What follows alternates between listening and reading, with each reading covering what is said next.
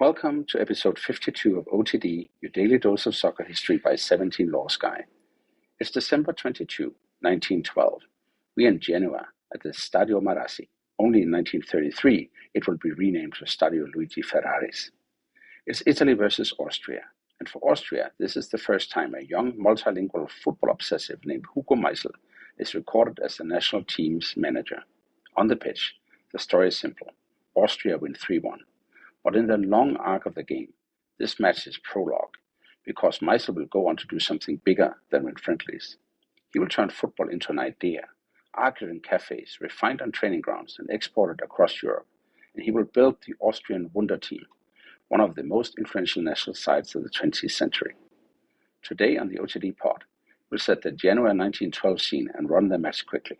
We'll introduce Hugo Meisl, who he was and why he mattered. Step into Vienna's coffeehouse football culture and the Danubian way of thinking.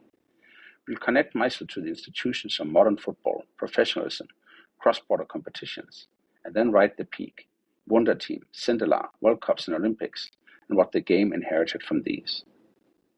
So on this day in 1912 in Genoa, early international football still feels like a traveling theater troupe. Rail journeys, thin preparation, and tactics that are more instinct than system. Italy score first by Enrico Sardi, and for a moment it looks like a home win. But Austria equalize through Wilhelm Schmiger, then pull away in the second half. Richard Kutan and Richard Kohn make it 3-1. The crowd is recorded at 6,000, and in the match sheet line that matters for today, Austria, manager, Hugo Meisl. This is not yet the Meisl of mythology, the Kapellmeister, the orchestra conductor in the hat, but it is the moment where he begins to be the person who shapes Austrian football from the touchline, not just from the committee room. But who was Hugo Meisl?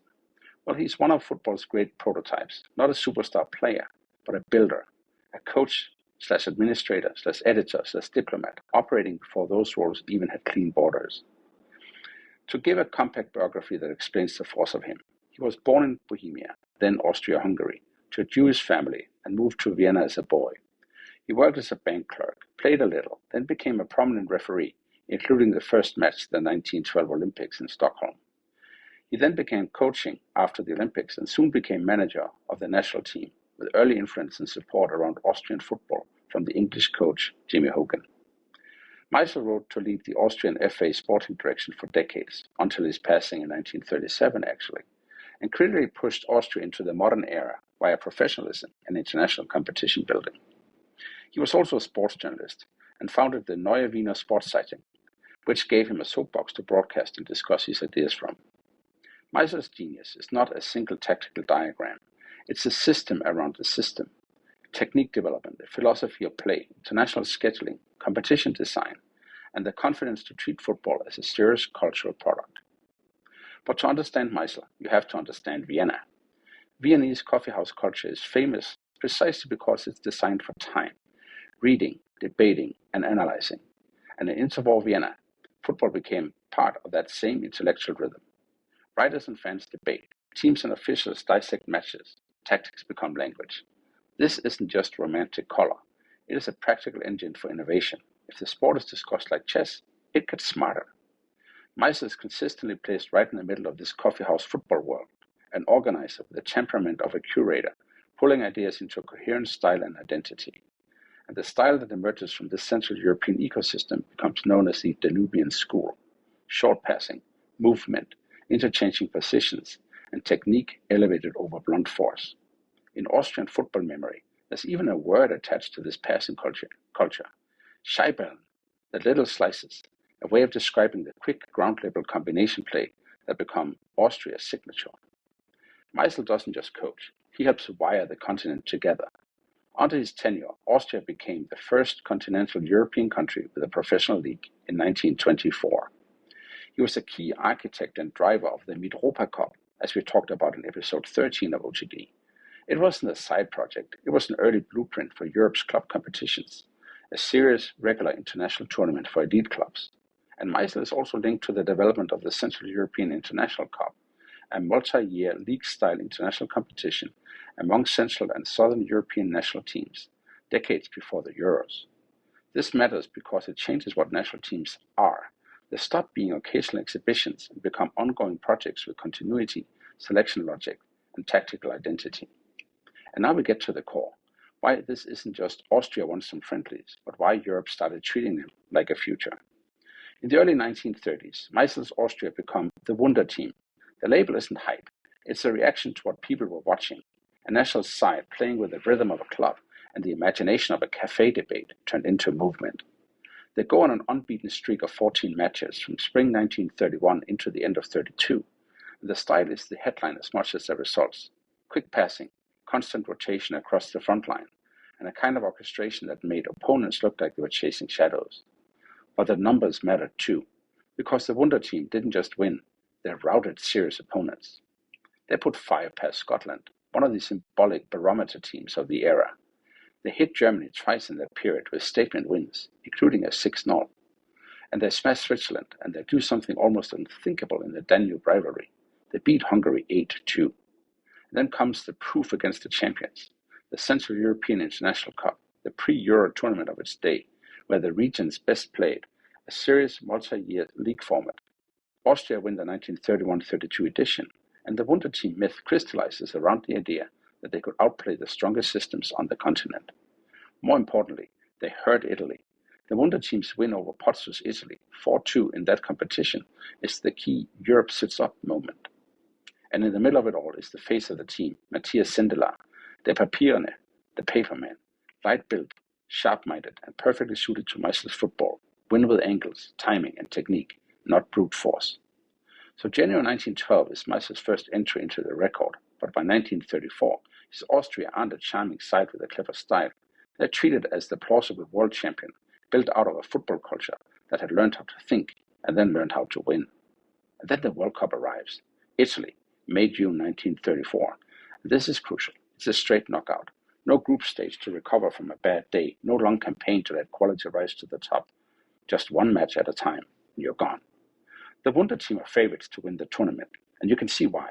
The unbeaten run, the routes, and the fact they'd already shown that they could beat Pozzo's Italy in that Central European pre-Euro League environment.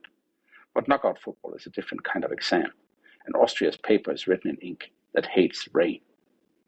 So first match, round of 16 in Turin, Austria versus France. It's not a cruise. Austria need extra time to get through, winning 3-2, and the tournament record notes this as the first World Cup match to go to extra time. Then the quarterfinal, Austria versus Hungary. So another brutal Central European scrap. Austria win 2-1, with the official tournament narrative emphasizing how tough the match was, and how Hungary's late troubles, like a sending off and an injury, tilted back towards Austria's control. And then comes the game that defines Meisl's legacy as both beauty and heartbreak. It's the semi-final in set 0, Italy versus Austria on June 3rd. The tournament account describes a torrential downpour that blunts Austria's passing game and helps Italy's more varied approach. Italy's score, and the description is telling, is an intervention by Giuseppe Meazza that leads to the ball breaking loose from the Austrian goalkeeper. It hits the post, and Enrique Guaita finishes. Italy win 1-0. This is also where the host World Cup context becomes unavoidable. The 1934 tournament has long attracted controversy around Italy's advantage in the wider political environment.